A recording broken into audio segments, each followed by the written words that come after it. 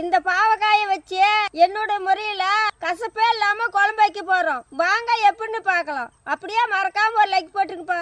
மரச்செக்கு எண்ணெய் ஊத்திக்கலாம்.